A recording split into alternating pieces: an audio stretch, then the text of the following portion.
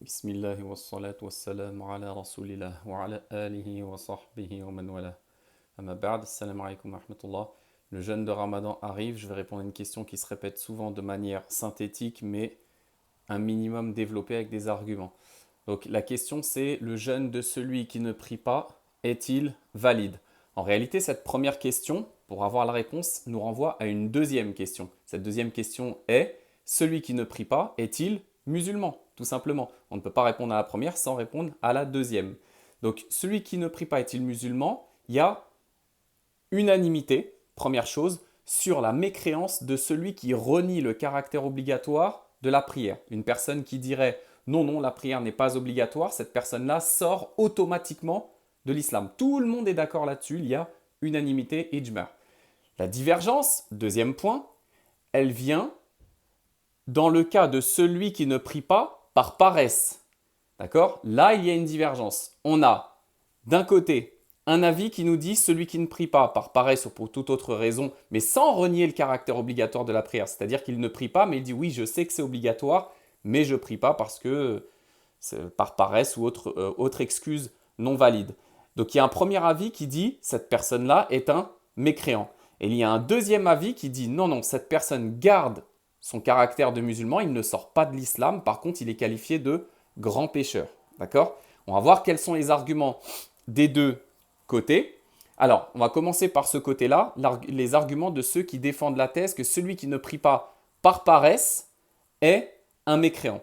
Le premier argument qu'on a, c'est dans la sourate numéro 30, le verset 31. Allah il dit wa aqimus salah wa la takunu minal mushrikin. Allah il dit accomplissez la prière et ne soyez pas parmi les associateurs. Donc sous-entendu, celui qui ne fait pas la prière est parmi les associateurs. C'est un mafhoum, c'est un sous-entendu. D'accord? Donc ça, c'est un argument qui prouve selon eux que celui qui ne prie pas fait partie des non-musulmans, donc sort de l'islam du fait qu'il ne prie pas. Le deuxième argument qu'ils utilisent, ceux qui prônent l'avis que celui qui ne prie pas est un mécréant, c'est dans la sourate 9, sourate At-Tawbah, le verset numéro 11, dans lequel Allah dit فَإِن تَابُوا وَأَقَامُوا الصَّلَاةَ وَآتُوا الزَّكَاةَ فَإِخْوَانُكُمْ فِي الدِّينِ. Alors, s'ils se repentent, je traduis le sens du verset, s'ils se repentent, accomplissent la prière, payent la zakat, dans ce cas-là, ils sont vos frères dans la religion. Sous-entendu, mafhoum encore une fois, sous-entendu, s'ils ne prient pas et ne donnent pas la zakat, dans ce cas-là, ils ne sont pas vos frères. Et s'ils ne sont pas vos frères, c'est qu'ils sont sortis de l'islam. D'accord? Donc ça, c'est le deuxième argument qu'ils utilisent. Ils utilisent aussi dans Surat Maryam, la numéro 19, le verset 59, dans lequel Allah dit فَخَلَفَ مِن بَعْدِهِمْ خَلْفٌ أَضَاعُوا الصَّلَاةَ وَاتَّبَعُوا الشَّهَوَاتِ فَسَوْفَ يَلْقَوْنَ غَيًّا. Et leur succédèrent une génération qui délaissèrent la prière et suivirent les passions. Et ils ont comme châtiment un châtiment qu'Allah il nomme Roya, un châtiment très dur en enfer.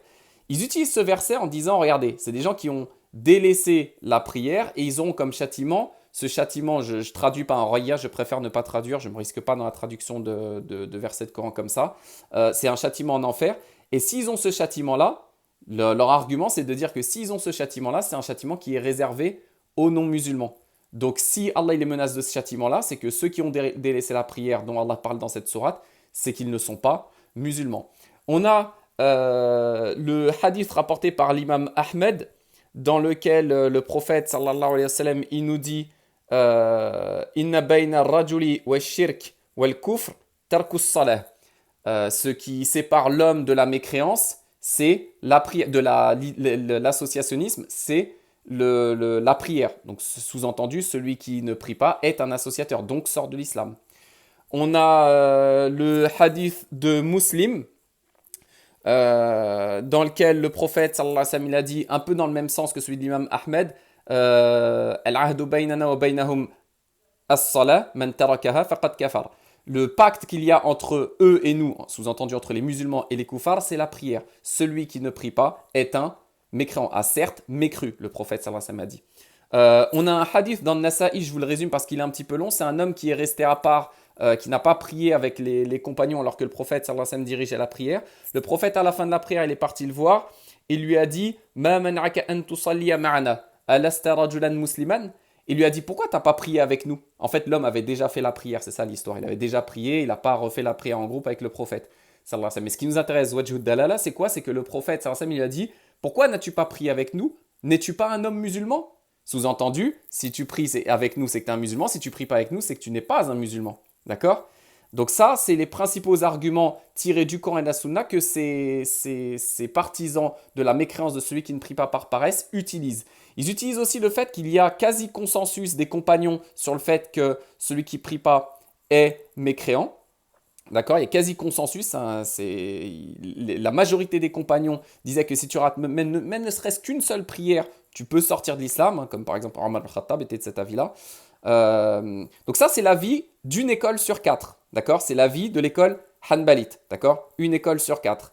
Donc pour eux, la conclusion, comme si tu pries pas, tu es mécréant, forcément, bah, ton ramadan sera invalide. C'est une question de logique. C'est pour ça que pour avoir la réponse à la première question, il fallait déjà répondre à est-ce que celui qui ne prie pas est musulman ou non. Donc selon les Hanbalites, le ramadan sera invalide.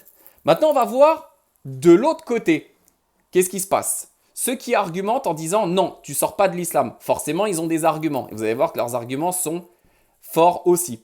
Vous avez par exemple le verset dans Surat An-Nisa, le verset 48, dans lequel Allah il dit Inna Allah la yaghfiru an yushraka bih wa yaghfiru ma duna dhalik. Allah ne pardonne pas qu'on lui donne un associateur, mais il pardonne tout autre péché.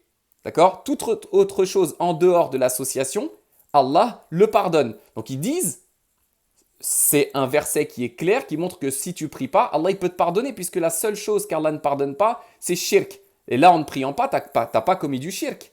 Donc selon eux, tu ne sors pas de l'islam si tu pries pas. Tu es un grand pécheur, c'est un des pires péchés, mais en tout cas, tu n'es pas sorti de l'islam.